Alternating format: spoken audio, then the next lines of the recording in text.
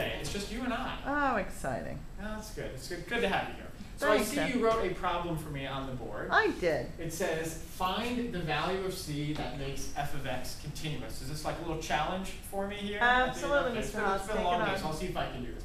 Anyway, this is some kind of piecewise function. And I'm going to look at the first piece. I can see that the first piece is undefined at x equals 1 because it makes the bottom 0. I'm going to factor the top just to see what's going on there. So here's the bottom, x minus 1. And the top, I have, let me know if I'm doing this right. I have x. So far, so good? Beautiful. And I think I'm going to get a minus 1 and a plus 5. Is that going to do it, Ms. Stewart? Perfect. What do you think? Love I think that's going to do it for me. I have a, yeah. Wait a minute.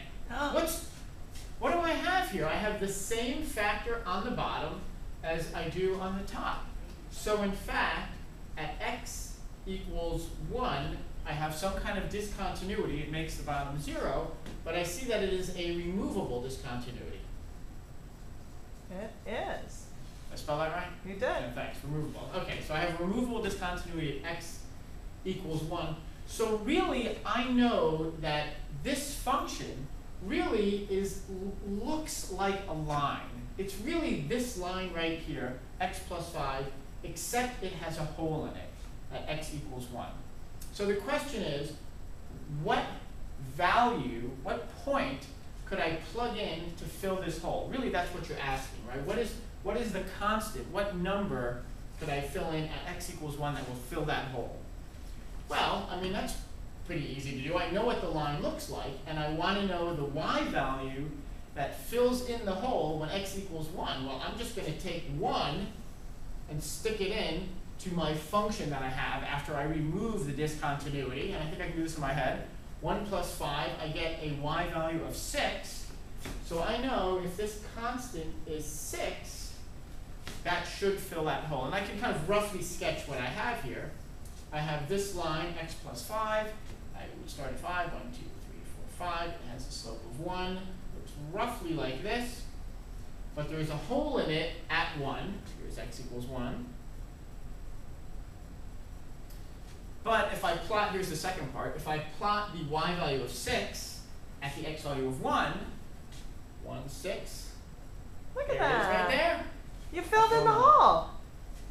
And there you have it. Beautiful. So here we have a piecewise function, and I want this piecewise function to be continuous for all x values. All right? And as you know, when you have piecewise functions, you have to be on the lookout for a jump when I transition from the first piece to the second piece.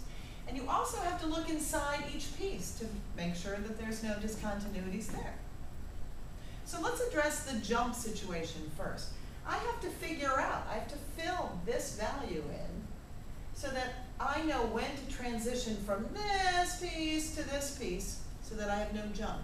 If you recall, when you're transitioning from one piece to the other, you want the one to go seamlessly into the other. In other words, you want this guy to end at the same point where this begins, right? So, don't I want to set them equal to each other? I want to see when they have the same y value, basically. So let's set them equal to each other, and that's going to help me figure out where to transition. All right, well, let's see. It's kind of annoying because I have a denominator of x, but that's fine. I'm just going to multiply both sides by x. So I have 4 equals, let's do some distributing, x squared minus 3x. Hey, it's a quadratic. We know how to solve quadratics. I'm going to set that equal to 0. You can solve this any number of ways. I'm going to factor because it looks pretty friendly. X times x gives me my first term. 4 and 1 looks like they'll work nicely. Let's see, I want a negative 4 and a positive 1. How am I doing, Mr. Haas? Brilliant. Okay. Looks terrific. So it looks as though these two functions or these two pieces equal each other or intersect when x equals 4 and also when x is negative 1. So I could fill in either a 4 for both of them or a negative 1 for both of them? Well, you might think. Yes, if I'm just avoiding the jump. I could put a 4 here and a 4 here. That would avoid the jump. discontinuity. Same thing with a -1. But my request was to make this whole function continuous everywhere. So now let's look at each piece individually. I'm going to start with this one. If this were just a function by itself, y equals x minus 3, would that be continuous everywhere? Yes. Yes, because it's a line. Okay, no worries there. But how about this piece? If I were just looking at the function y equals 4 divided by x, is that continuous everywhere? No. Oh, where would I have a discontinuity? 0? At 0. It'd be undefined. You're very good at this, Mr. Yeah, Haas. thanks. You should consider. Yeah, I'm thinking about it. Yeah, all right. So, I want to make sure that whatever number I put there, I'm not following this piece of the function when x equals 0. Are you with me? So let's just try this. I'm going to try the -1. Well, actually, let's try the 4 first. Let's try the 4. So 4 I know eliminates the jump, so that's good. This means I'm following this function for all x values until I get to 4, and then when x equals 4, I jump here. Wait a minute though. 0 is in this domain. I'm going to be on this piece when I go by 0. So I'm going to have an asymptote. So that's not going to work. Let's try -1 instead.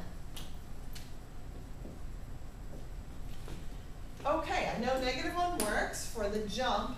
So let's see, I'm following this piece when x is -10, -9, -8, blah, blah, blah, blah, blah. Once I get to -1, I jump to this piece. Hey! I think that works. That works. Because when I get to plugging in x equals 0, I'm already safe and sound on this piece. So that would be my solution. There's no jump discontinuity, and there are no other types of discontinuities as well.